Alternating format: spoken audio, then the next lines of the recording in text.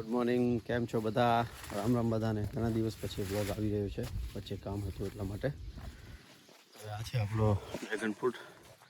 Growth ધીમે ધીમે થઈ રહ્યો છે, નવી ફ્રૂટ આવી રહી છે. જો તમે વાલ આપણી પાકી ગઈ છે, તો વાલ 15-20 દિવસમાં નીકળી જશે. એટલે આપણે અહીંયાથી બેડ કાપીને દેશી ખાતર અને સાથે ટીએપી પણ નાખવાનું છે. આ વખતે થોડોક ગ્રોથ સ્લો છે, ખબર નહીં શું કારણ છે. વચ્ચે 1-2 વખત ડીએપી નાખવાનું ચૂકી ગયા હતા. એટલે કારણ કે આમાં શું થાય છે, પાણી અહીંયા જાય છે ને તો વાલને મળી જાય છે બધું પાણી, તો એ થોડોક પ્રોબ્લેમ ઊભો રહે છે કે ગ્રોથ થોડો અટકી જાય છે. આવતી સાલે આપણે વાલ કરવાની નથી, જોઈએ શું થાય છે. ઉનાળે છે ને આપણે ખાલી મગ વાવશું, અહીંયા હીટ ના પકડે એટલા માટે જમીન. આમાં છે ને થોડી કટિંગ પણ મારવાની છે અમને. આજે જ્યાં ફ્રૂટ આવી ગયા છે ને ઓલરેડી, એ જગ્યાએ બધી કટિંગ મારી દેવાની છે. અને રોપા પણ સાથે બનાવવાના છે. આપણે ઓલી વાળી દૂધ છે એ વાળી વાવવાના છે ડ્રેગન ફ્રૂટ, એટલા માટે. સવારના વાગી રહ્યા છે 7:30 અને ટેમ્પરેચર છે લોએસ્ટ 13 ડિગ્રી અને હાઈએસ્ટ 28 ડિગ્રી બપોરના જશે એવું પ્રેડિક્શન બતાવે છે. સૂરજ મસ્ત નીકળી રહ્યો છે અને થોડું ધુમ્મસ છે. પણ 2-3 દિવસથી છે ને તે ઠંડી વધી ગઈ છે. તો આપણું શું છે, કળતર જેની દેશી ભાષામાં કહીએ, ઠંડીનું પ્રમાણ જે વધી ગયું છે. વચ્ચે 2-3 દિવસ ઝાકળ આવી હતી, હવે થોડુંક ઝાકળ કંટ્રોલ થઈ ગયું છે. આમ તો છે ને હવે થોડું ઝાકળ 2-3 દિવસ આવે તો વાંધો ના આવે, કારણ કે આંબાના જે બોર છે ને, જે એ ટૂંકમાં કહીએ ફ્લાવરિંગ, એ આવી રહ્યું છે ધીમે ધીમે. એને જો ઓવરહેડથી પાણી મળે થોડું ગ્રો કરે, અને પછી જ્યારે પાકી જાય ત્યારે માકની જરૂર નથી હોતી. ત્યારે ના આવે તો સારું. અત્યારે 15 દિવસની અંદર આવી જાય તો બહુ સારું, નહીં તો પછી થોડોક ઘટાડો આવશે આપણે એની અંદર, આંબાના મૂળની અંદર ફ્લાવરિંગમાં. તાપનું પણ નથી સળગાવ્યું, થોડું સળગાવ્યું છે. ક્યાંક ગ્રોથ સારો છે. જો તમે અહીંયા બધું સ્ટોરેજ છે ને એનું બહુ સારું છે. મેન તો શું છે, સ્ટોરેજ છે. જો પછી જ્યારે ફ્રૂટિંગ આવશે ને ત્યારે ઝીણું ના થાય, સ્ટોરેજ અત્યારે બરોબર હોય તો. એટલે આ ધીમે ધીમે થોડા કટ કરવાના છે. વાલ તો ઓલમોસ્ટ હવે 70% પાકી ગઈ છે. એ 10-12 દિવસ કે 15 દિવસમાં આપણે જે પાકી ગઈ છે બધી વીણાવી લઈશું, અને બીજી પછી જે પાકશે એને કટ મરાવી દઈશું નીચેથી. પછી ડ્રીપની નળીઓ બધી ખેંચી દઈશું. ગુડ મોર્નિંગ મિત્રો, કેમ છો? તો આપણે આ પાણી અપાઈ ગયું છે અહીંયા કાલે. આખો હોજ ભરેલો તો બધો આનામાં હાલી ગયો. એટલે તો હવે છે ને આ વર્ષે ડ્રીપ કરી દેવી છે. તો શું છે, અહીંયા એક લાઈન નહીં અને એક વચ્ચે હોય, એક લાઈનમાં 4 લાઈનો હોય તો જલ્દી રીઝી જાય બધું. એટલે નીચે પણ પાણી ચાલુ કરી દીધું છે.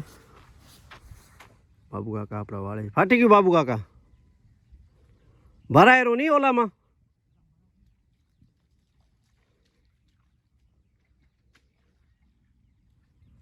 ફાટી ગયું છે પાણી ત્યાં. આમ તો છે ને જોવા જઈએ તો ડ્રીપ કરતાં આનામાં પાણીમાં છે ને વધુ રીઝે છે. આમાં સમજી લો કે 5-6 કલાક કે 8 કલાક તમને એક ધારું મોટર ચાલુ રાખવી પડે, મતલબ જે સિંગલ ફેસ મોટર આવી ધક્કો દેવા માટે રાખવી પડે. આનામાં થોડોક ટાઈમ લાગે પણ બધું રીઝી જાય. થોડોક ઘાસનો પ્રોબ્લેમ રહે આનામાં વધુ, જ્યાં પાણી જાય ત્યાં ઘાસ ઉગે. આવી રીતે છે. બધા રંગાઈ તો ગયા છે આંબા. અહીંયા શું પ્રોબ્લેમ થાય છે, કાડર ફરી એક્ટિવ થાય છે, શું છે જોવું પડશે અહીંયા. હવે ડ્રીપની લાઈનો છે ને એ બધી પડી છે. આ 3ની લાઈનો છે, આ મેઇન લાઈનો છે ને ઓલી ડ્રીપવાળી છે. તો હવે એને બધા સરખા કરીને વ્યવસ્થિત કરવું પડશે. જે અમારે ગઢસીસા છે ને, ગાયોનો ઓલો મકાઈનો ભૂસો લેવાનો છે, તો અહીંયાથી પેલો ગઢસીસા જઈશ, ત્યાંથી પછી ઓલી વાડીએ. The next day. તો મિત્રો ગુડ મોર્નિંગ બધાને. આપણે આવી ગયા છીએ આ વાડી. આંબા ચૂનો લગાવવાનું ચાલુ છે, બાજુ ચાલુ કર્યું છે. પ્રોબ્લેમ એ થયો છે ને કે કાલે સાંજે કરી દીધું હતું ને પાણીને મિક્સ, તો નીચે બેસી ગયો તો પછી થોડુંક મહેનત કરવી પડી, મોટી લાકડી લાવવી પડી મિક્સ કરવા માટે. થઈ જશે સેટિંગ, વાંધો નહીં આવે. અને આ રહી દવા, શું નામ છે એનું, મેટાફેન. એક ટાઈપનું ઝેર છે જે ગાડર કે ઉધઈ કે આવવા નથી દેતું. ચેનલ પર નવા હો તો ચેનલને સબસ્ક્રાઈબ કરી દેજો, વિડીયોને શેર કરજો અને લાઈક કરો ન ભૂલતા. કપડાની હાલત તો જુઓ તમે, આ બધો યાદ ઉડ્યો છે. આ બધું સફાઈ કરી દીધું છે. હવે એક ટાઈમ પાણી આને હલાવવું પડશે. આઈ થિંક કાલથી વારો ચેન્જ થઈ ગયો છે, એટલે રાત્રે આવે છે તો તમે તે વાલમાં ચાલુ કરી દઈશું, ઉપરના 2 વાલમાં, પછી એના પછી નીચેના 2 વાલમાં. તો ચાલો આપણે ત્યાં JCB ચાલુ છે ઈશ્વરભાઈનું, ત્યાં જઈએ. પણ નરસિંહભાઈને ત્યાં 4 ભાગ હતા ખેતરના, એનામાંથી 2 કર્યા છે, બતાવું તમને. તો મિત્રો આ મશીન ચાલુ છે અહીંયા. પહેલાં છે ને નીચે એક અહીંયા હતી ટુકડી, એક નીચે હતી ને એક આ રહી, બધી આ છે ને આખી એક કરી દીધી છે ને. નીચે એક આમાં દેખાય છે તમને, ત્યાં નીચે એક ટુકડી છે, એટલે 2 ટુકડી થઈ જશે 4માંથી. આપણે ઈશ્વરભાઈનું મશીન ચાલુ છે, ઈશ્વરભાઈ પોતે ચલાવે છે.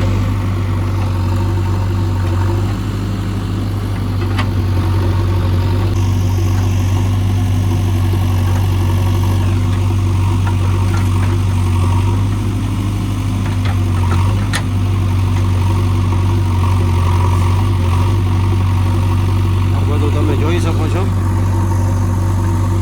2 ટ્રેક્ટર રાખે છે. આ ભાગ બધો ઉપાડવાનો છે અહીંયાથી બધી વસ્તુ.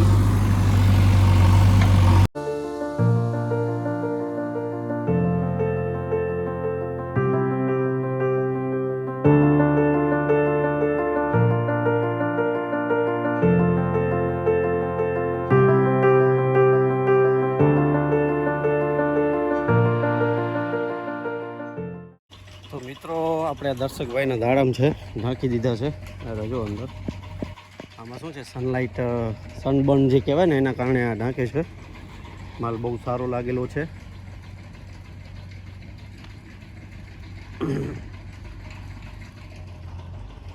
આજે છે ને વરસાદ જેવું વાતાવરણ થઈ ગયું છે. આગાહી તો આપે છે હવામાન ખાતું, વરસાદ ના આવે તો સારું, નહીં તો પછી નુકસાન થશે આપણે દાડમવાળાને પણ. આપણે વાલમાં ને આંબામાં બધે જે મોર આવે છે એ બધા ખરી જશે. અત્યારે જો પાણી ચાલુ છે. અત્યારે છે ને દાડમના ભાવ કંઈક 60 થી 70 રૂપિયા કિલો છે, એટલે કેરેટના આસપાસ 1200 થી 1400 રૂપિયા થાય છે 20 કિલોના. એ રીતે સેટિંગ છે. અત્યારે તો આજનું માલ ખબર નથી ભાવ, કાલ કે પરમ દિવસનો 65 રૂપિયા કે 60 રૂપિયા હતો. માલ બહુ સારો લાગેલો છે દર્શકભાઈનું, તમે જોઈ શકો છો.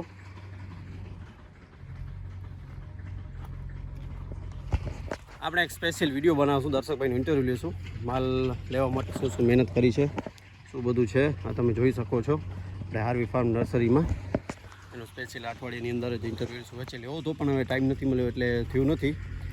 તો ચાલો વિડીયોને કરી અહીંયા એન્ડ. ચેનલ પર નવા હો તો ચેનલને સબસ્ક્રાઈબ કરી દેજો, વિડીયોને શેર કરજો અને લાઇક કરવાનું ન ભૂલતા.